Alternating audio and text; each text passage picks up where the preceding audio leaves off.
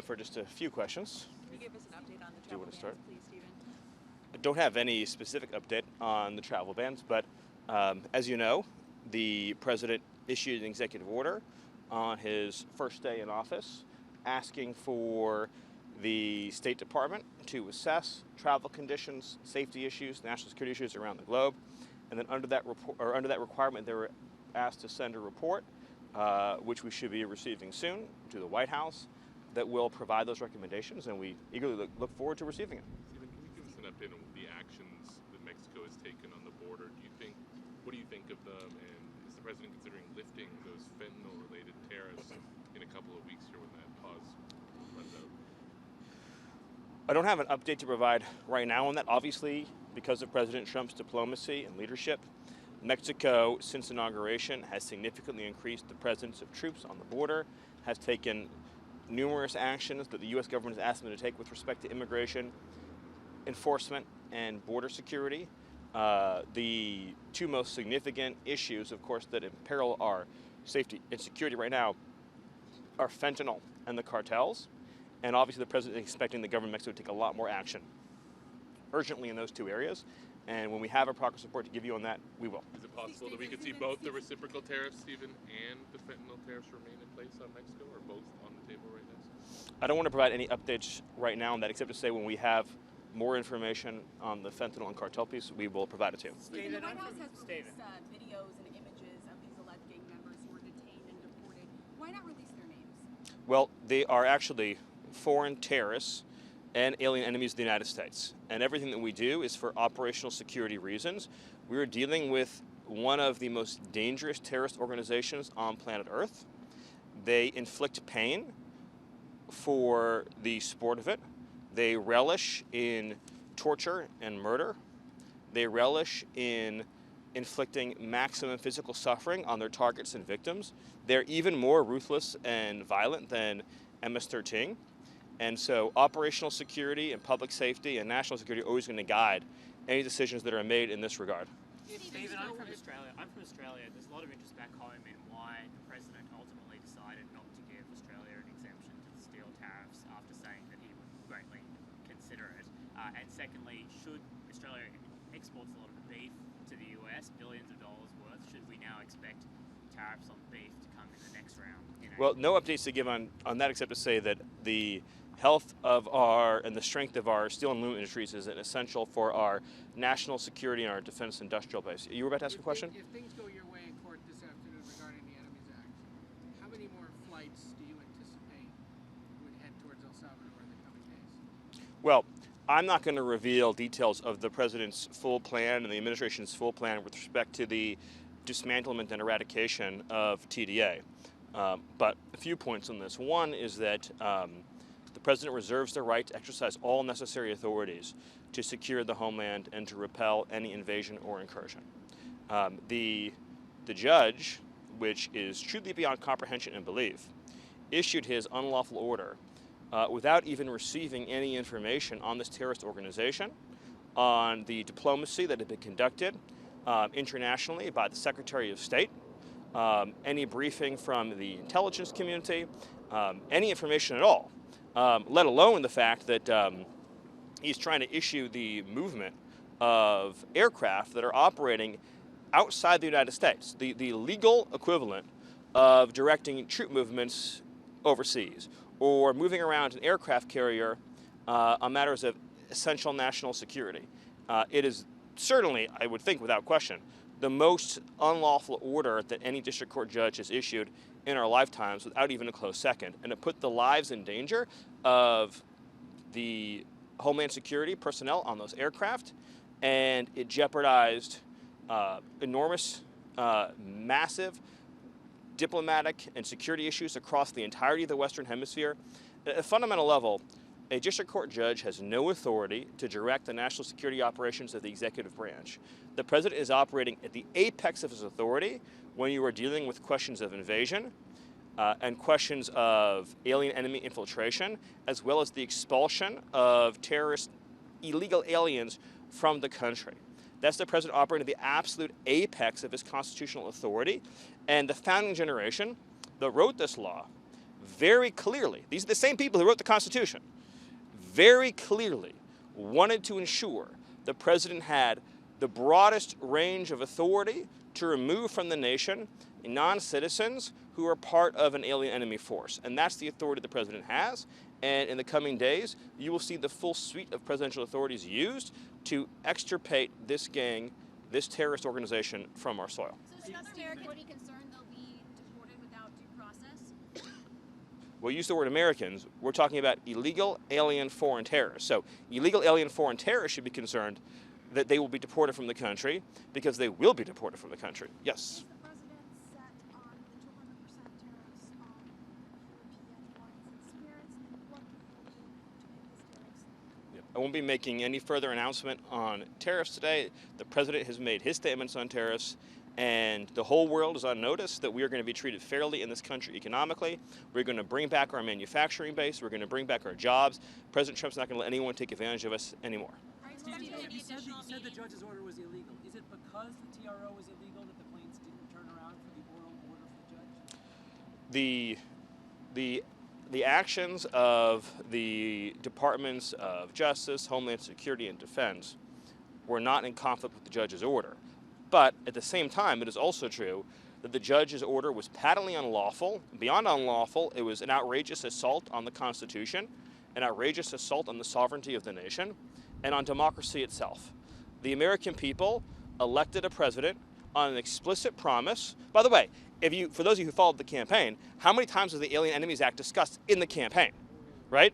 Is one of you unaware of this? Not one of you is, right? This was discussed extensively in the campaign, going back even to the primary, right? On Agenda 47, walking through the use of the Alien Enemies Act.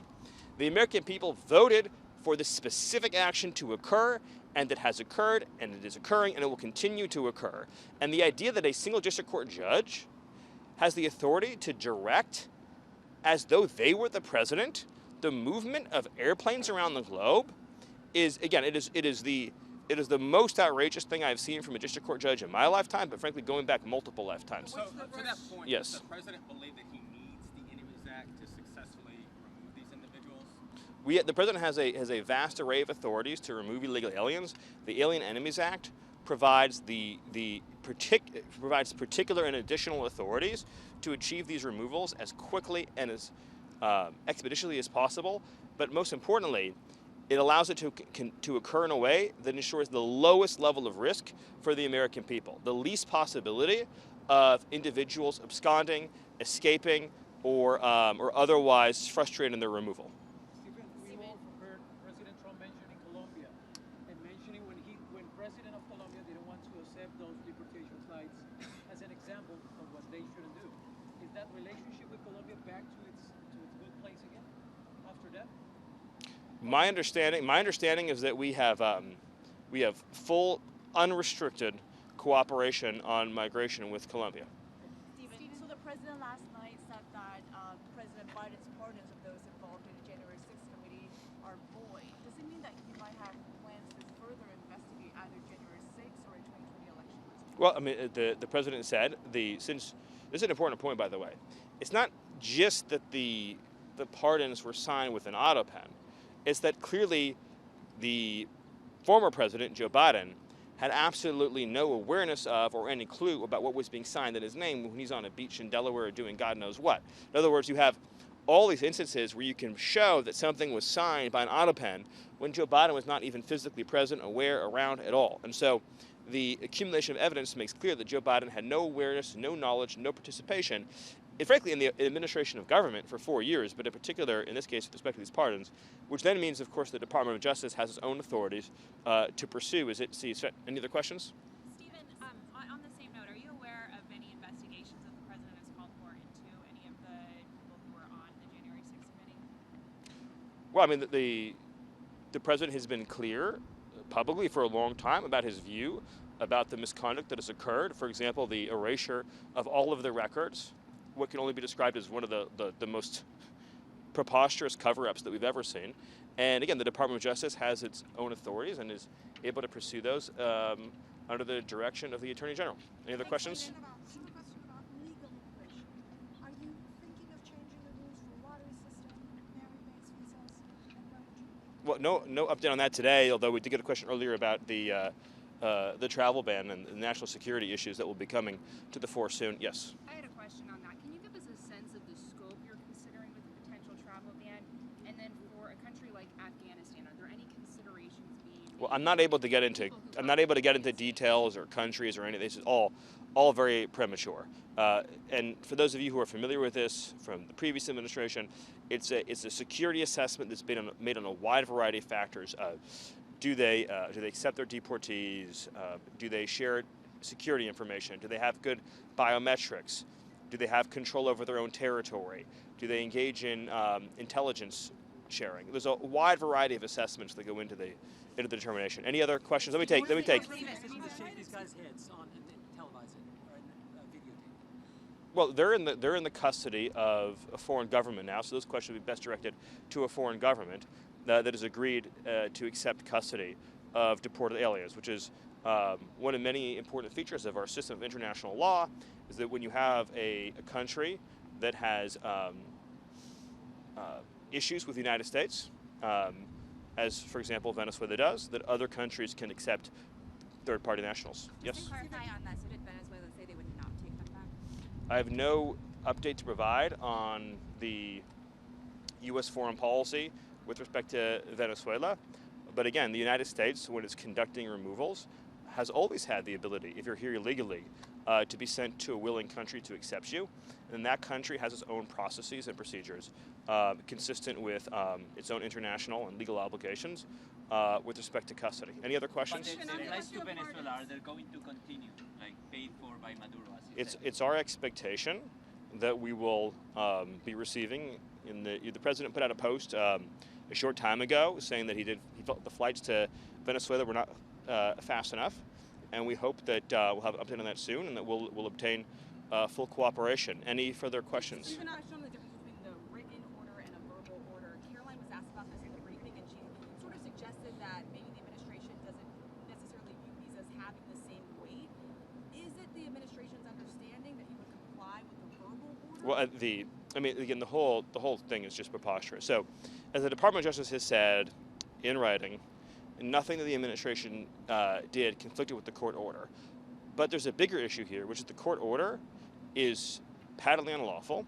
And if we got into a place in this country where district court judges could, for example, help is the wrong word, could interfere and direct specific targeting or non-targeting in, say, Houthi-controlled territory, could direct which general on the battlefield is going to be in charge of making which decisions, could direct, for example, we can send this military asset to this country, but not this country, could direct what intelligence we could share with Israel versus with Saudi Arabia.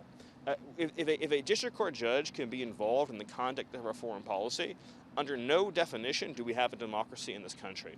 I mean, not to get too philosophical, but for a long time in this country, power has been concentrated principally in two areas: the unelected bureaucracy and the unelected judiciary.